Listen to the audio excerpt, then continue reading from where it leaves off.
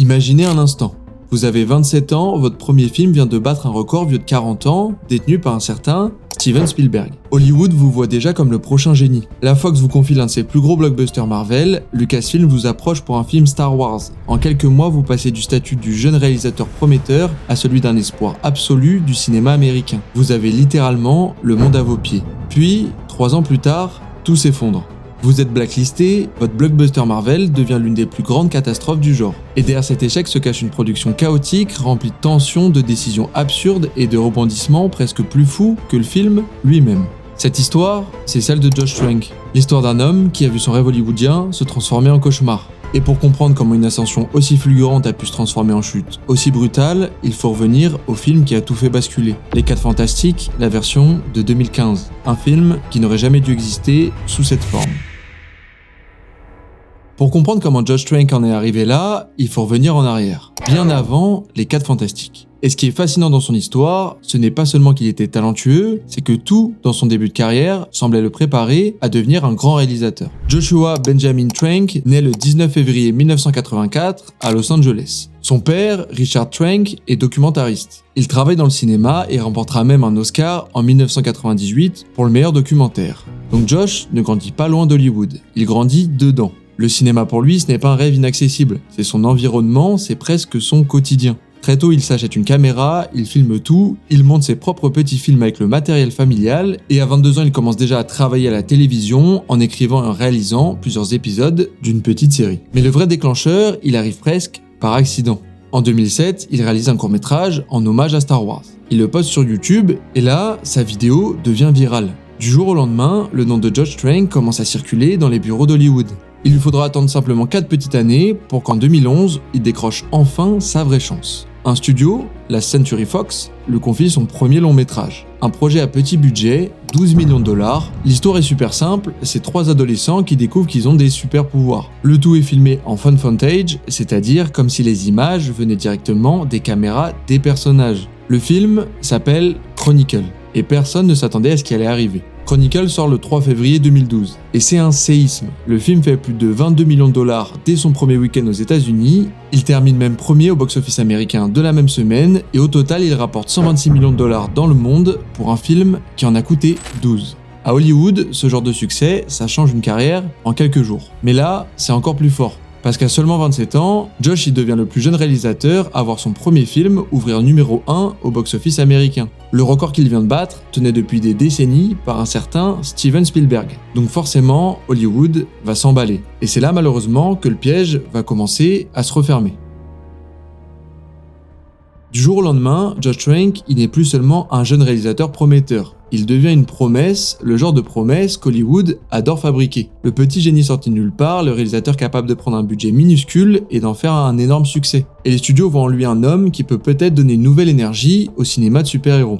Alors Sony va l'approcher pour Venom. Warner Bros lui propose The Red Star, il va tout refuser parce qu'au même moment, la Fox va lui proposer quelque chose de beaucoup plus gros, mais de beaucoup plus dangereux aussi. Le reboot des 4 Fantastiques. Et si la Fox le veut absolument, c'est pour une raison très simple. À cette époque, les droits des 4 Fantastiques n'appartiennent pas à Marvel Studios. Ils appartiennent exclusivement à la Fox, mais ces droits ont une condition. Si le studio n'exploite pas la franchise pendant trop longtemps, Marvel peut les récupérer. Donc pour la Fox, les 4 Fantastiques n'est pas seulement un film, c'est une urgence, ils doivent relancer la franchise et garder les droits. Et aussi, c'est assez logique, à ce moment-là, Marvel Studios, ils ont le MCU. Donc la Fox aussi veut sa propre machine à super-héros. Donc Josh accepte de faire le film, et comme si c'était pas déjà assez énorme, en juin 2014, Lucasfilm annonce que Josh va réaliser un film Star Wars en spin-off autour de Boba Fett. On résume, à ce moment-là, il a 30 ans, il a fait seulement un seul film au cinéma. Et il se retrouve avec 2 des plus grosses franchises d'Hollywood entre les mains.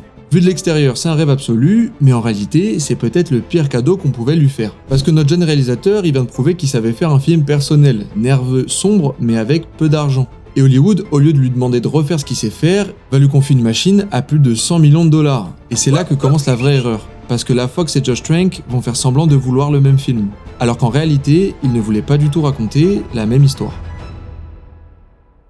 Avant d'aller plus loin, il faut comprendre une chose essentielle. Josh ne voulait pas faire un film Marvel comme les autres. Enfin, il voulait faire un film sur les super-héros, mais pas un film de super-héros comme Hollywood les fabrique à ce moment-là. À l'époque, on est en 2012-2013 et Marvel Studios est en train de tout écraser. Iron Man, Captain America, Thor, les Avengers viennent de devenir un phénomène mondial. Le ton est bien défini, c'est coloré, c'est spectaculaire et familial. Les films peuvent plaire autant aux fans de comics qu'au grand public. Hollywood vient de trouver sa formule en or. Donc comme je vous l'ai dit précédemment, la Fox veut sa part du gâteau. Ils possèdent déjà les X-Men, s'ils relancent les 4 Fantastiques, ils peuvent construire leur propre univers de super-héros. Sauf que le réalisateur qu'ils ont choisi pour faire ça, Josh Trank, il n'a pas du tout ça en tête. Sa vision elle est beaucoup plus sombre, beaucoup plus froide et dérangeante. Il ne veut pas faire un film où 4 héros découvrent leur pouvoir et deviennent une famille colorée qui sauve le monde, il veut raconter la transformation, le traumatisme, l'horreur d'un corps qui change sans qu'on puisse le contrôler. Il s'inspire énormément de David Cronenberg, le réalisateur de La Mouche et Vidéodrome, un cinéaste connu pour ce qu'on appelle le body horror, l'horreur du corps, de la mutation, de la chair qui devient quelque chose d'autre. Et quand on y pense, sur le papier, l'idée, elle est pas du tout absurde, parce que les 4 Fantastiques, avant de devenir des super-héros, ce sont 4 êtres humains qui se retrouvent déformés par un accident scientifique. Red Richards voit son corps s'étirer, Johnny Storm prend feu, Sue Storm devient invisible, et Ben Grimm devient une créature de pierre. Si on enlève le côté coloré des comics, il y a quelque chose de profondément inquiétant dans cette histoire. Et c'est ça que Trank veut filmer. Pas la naissance d'une joyeuse famille de héros, mais un cauchemar scientifique. Le problème c'est donc ça, c'est pas du tout le film que la Fox veut vendre. Le studio veut une franchise grand public et son réalisateur tout l'opposé. Et pour le coup à ce moment-là, personne ne semble vraiment regarder le problème en face. Parce que normalement à ce stade-là, la décision logique aurait été simple. Soit la Fox disait à Josh, on adore ton talent mais tu n'es pas le bon réalisateur pour ce projet, soit elle acceptait réellement sa vision jusqu'au bout.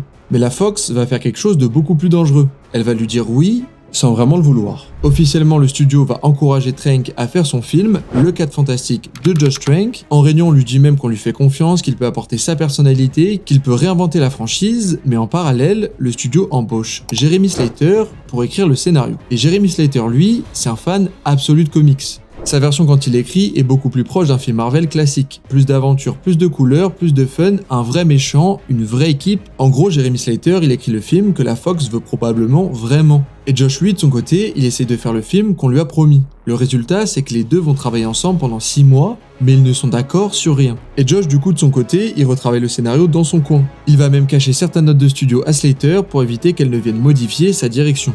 Et au bout de 6 mois, le scénariste va abandonner. Et à ce moment-là, la Fox comprend qu'il y a un problème. Mais au lieu de tout arrêter, elle essaye de réparer ça en avançant.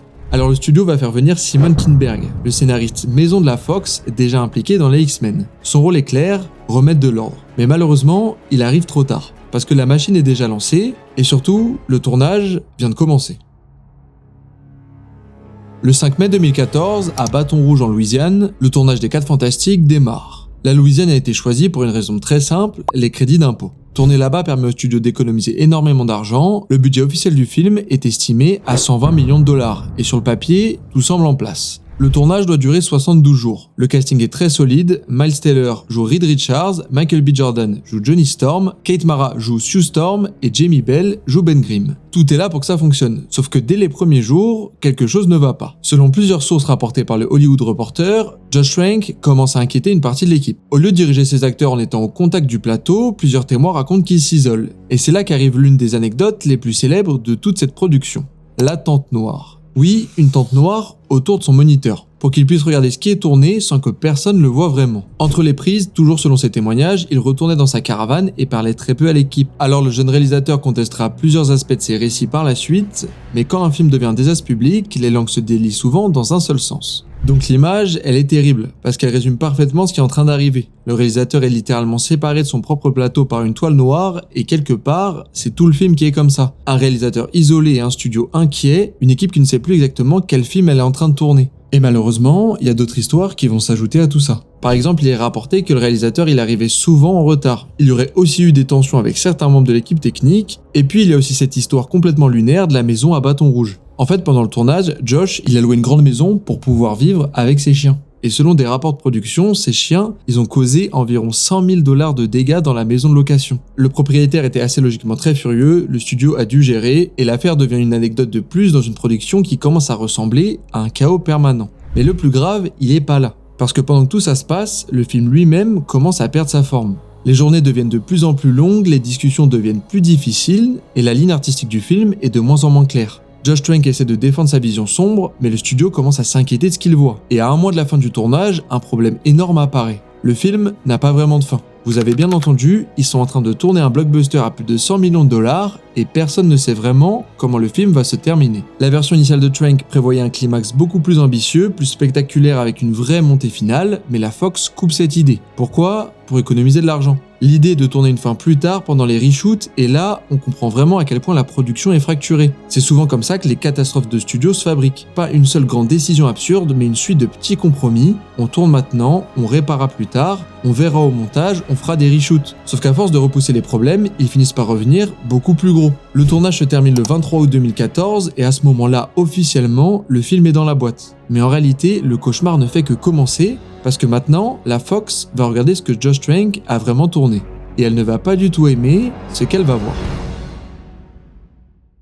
On est en janvier 2015, 5 mois après la fin du tournage principal, et le studio visionne une première version du film. Et là, enfin, leur position change radicalement. Parce que jusque-là, la vision sombre de Josh Trank, c'était une idée. Une promesse et un pari plutôt audacieux en réunion, mais rien de concret. Sauf que maintenant la Fox a le film devant les yeux. Et ce qu'ils voient, c'est un 4 Fantastique lent, froid, déprimant, très éloigné du blockbuster familial qu'ils espéraient. Alors évidemment, je vous rassure, pour ceux qui n'ont pas vu le film, on s'écarte pas non plus très loin de l'histoire basique des 4 Fantastiques. L'histoire suit 4 jeunes scientifiques qui construisent une machine capable d'atteindre une dimension parallèle, appelée Planète Zéro. Ils y arrivent, mais sont exposés à une énergie qui altère leur biologie et en ressortent avec des pouvoirs. Victor, qui deviendra Dr Doom, fait aussi partie de cette expédition. Je vais pas non plus rentrer dans les détails du scénario, parce que déjà il y a rien à dire de plus, et surtout ce qui nous intéresse aujourd'hui, c'est ce qu'il y a autour du film, et pas dedans. Allez, on retourne chez la Fox, et à ce moment-là, c'est la panique. Parce qu'on est à quelques mois de la sortie, et le marketing a déjà commencé. Le film doit sortir en août 2015, une décision radicale est prise, ils ne vont pas seulement compléter la fin pendant les reshoots, ils vont tenter de transformer le film. Ils commencent à réécrire des dialogues, modifier le ton de certaines scènes, ajouter des moments plus dynamiques, reprendre des passages entiers. En gros, la Fox essaie de fabriquer après coup le film qu'ils auraient dû demander dès le début. Et c'est ça aussi qui rend cette histoire totalement absurde. Parce que si la base est pensée comme un drame froid et dérangeant, on ne peut pas simplement rajouter quelques blagues, une scène d'action et une fin spectaculaire pour en faire un blockbuster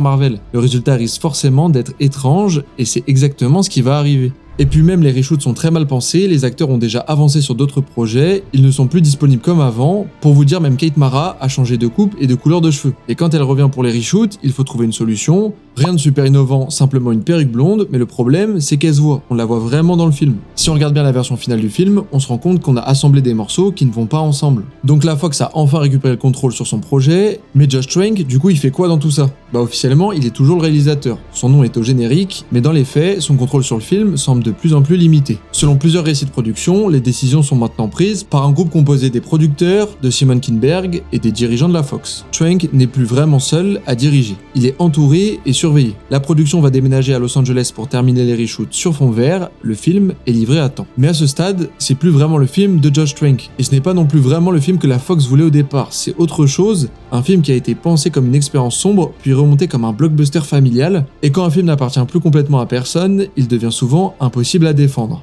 Mais Josh, lui, va quand même essayer de défendre sa version, et il va le faire de la pire manière possible. Le 6 août 2015, la veille de la sortie américaine des 4 Fantastiques, les critiques tombent. Et c'est un massacre. Variety, The Hollywood Reporter, Rolling Stone, tous les grands médias démolissent le film. Le marketing essaie encore de sauver les meubles, le film sort dans quelques heures. Et là, Josh Trank prend son téléphone et il tweet. Il y a un an, j'avais une version fantastique de ce film et elle aurait reçu d'excellentes critiques. Vous ne la verrez probablement jamais, c'est la réalité, malheureusement. Le tweet reste en ligne seulement quelques minutes, puis le réalisateur le supprime. Mais c'est trop tard, Internet ne l'oubliera jamais. J'espère que vous vous rendez bien compte de ce qui vient de se passer. Le réalisateur d'un blockbuster à plus de 100 millions de dollars vient de dire publiquement que le film qui va sortir n'est pas le sien. En quelques lignes, il vient de faire ce qu'aucun studio ne peut accepter. Il a détruit la confiance autour de son propre film. À ce moment-là, même les spectateurs qui hésitaient à acheter une place comprennent une chose. Si le réalisateur lui-même désavoue le film, alors pourquoi aller le voir ? C'est l'un des gestes les plus autodestructeurs qu'un réalisateur puisse faire. C'est Josh lui-même qui a appuyé sur publier, et en essayant de reprendre le contrôle de son récit, il va surtout achever sa propre sortie.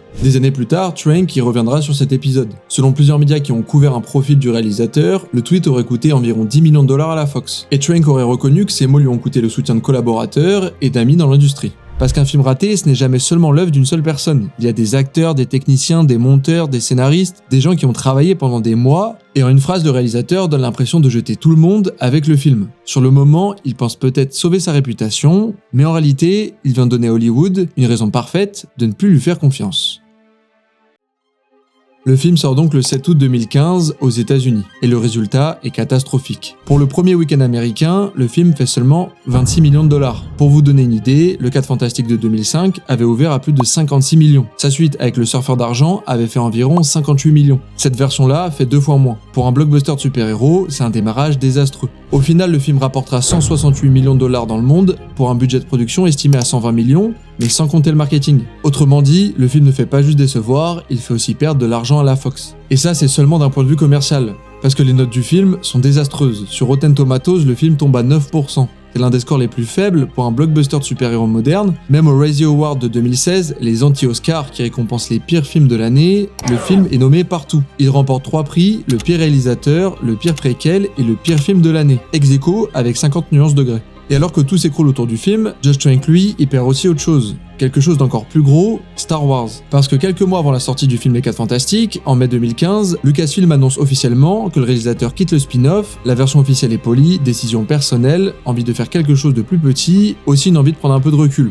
Mais des années plus tard, Trank racontera une version beaucoup plus brutale. Selon lui, Lucasfilm avait vu ce qui se passait avec les 4 Fantastiques, et Kathleen Kennedy, la présidente de Lucasfilm à ce moment-là, avait perdu confiance. Le jeune réalisateur dira qu'il a démissionné parce qu'il savait qu'il allait être viré s'il ne partait pas lui-même. Donc en l'espace de quelques mois, tout s'effondre. Les 4 Fantastiques devient un désastre critique et financier, Star Wars disparaît, les studios prennent leur distance, et Josh Trank, qui était encore présenté comme le futur d'Hollywood 3 ans plus tôt, devient un exemple à ne pas suivre. Dans l'industrie, il existe une expression pour ça, la prison des réalisateurs. Ce n'est pas une vraie prison évidemment, c'est pire d'une certaine manière. C'est l'endroit invisible où Hollywood envoie les cinéastes qui ont trop échoué, trop coûté ou trop inquiété les studios. On ne vous interdit pas officiellement de travailler, mais les coups de téléphone s'arrêtent et les projets disparaissent. Et Josh, à 31 ans, y est déjà. C'est ça le plus violent de son histoire. 3 ans plus tôt, il était le jeune prodige qui avait battu un record associé à Spielberg, et maintenant il est l'exemple que Hollywood prend pour montrer ce qu'il ne faut surtout pas faire. La chute est terrible.